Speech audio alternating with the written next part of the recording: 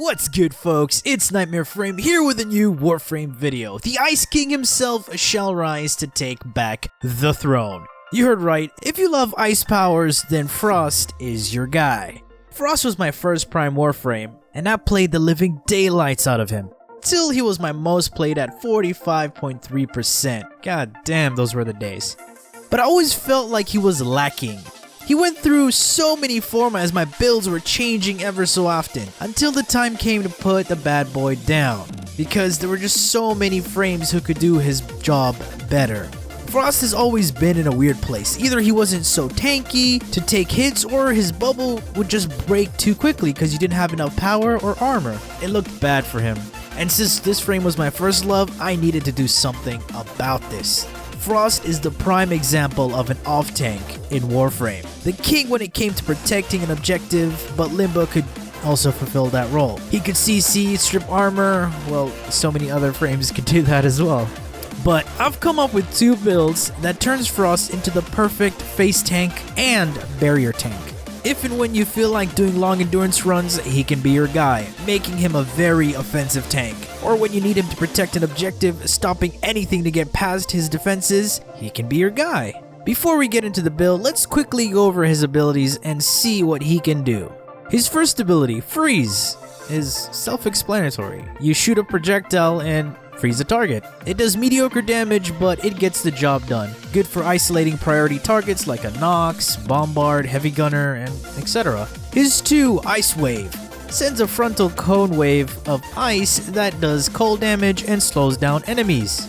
His 3, Snow Globe, is Frost's trademark ability, where he creates a protective barrier, blocking enemy bullets and projectiles. The globe's health is increased by power, strength, and armor. A little tip, when enemies are engaging and get close, you can cast your 3 and repel those incoming enemies.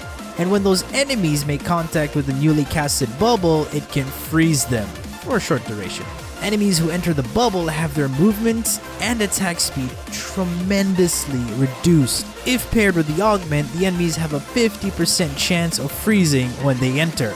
Arcane Guardian procs do help with the globe's health. You can also destroy the bubble by casting your freeze onto it from the outside. His 4, Avalanche, is where Frost summons an avalanche that freezes enemies for a certain duration. The frozen enemies will have a portion of their armor reduced. You would need 250 power strength to have 100% armor reduction. Enemies that are frozen aren't able to receive any more status effects. Hence why my builds have a base duration. We don't want them to be frozen for an eternity. However, if you want a particular enemy to remain frozen with Avalanche, you can extend the freeze duration by casting your 1 on them. Unfortunately, multiple casts of Avalanche does not increase the armor reduction.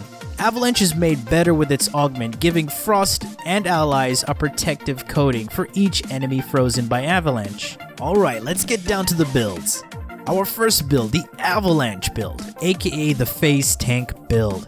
And oh baby, we are not holding back on this one. All 3 Umbral mods because he needs it. The buff to the power and armor is just so worth it. Our aura will be steel charge because it allows us to have that extra mod capacity so that we can fit all 3 Umbral mods and then some. Adaptation is an additional layer of survivability, and then just to milk it even further, we got Icy Avalanche. Remember that this augment makes you even harder to kill, hence this is the face tank build. I use my Zaw with the Exodia Hunt Arcane to pull in enemies closer to me, so that I can use my 4 on them. Since we don't have any range mods, we need something to pull them in, like our Xenoric Void Singularity or Exodia Hunt. Also, with Healing Return helps us sustain ourselves.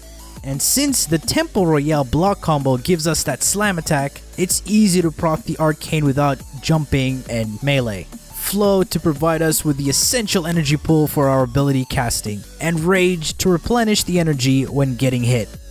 Now on to our second build, the Barrier Tank build, where you camp a spot with a mighty tanky bubble. As you can see here, we subbed out Steel Charge for growing power, and our augment slot is replaced with Chilling Globe, a nifty feature that has a 50% chance of freezing enemies when they go through the bubble. Streamline helping us cast our bubble multiple times. This build can be made slightly stronger with the help of the Arcane Squall helmet. And yes, the Pax Bolt Arcane does also provide a good increase to our bubble. Or you can try this build, but it's not as tanky as the previous one, but it allows some flexibility. And you can always swap adaptation for Gladiator Aegis. Mind you, these builds are built around a playstyle which I'm comfortable in and find efficient. And if they cater to your style, just don't hold back, try them out, kick some major ass.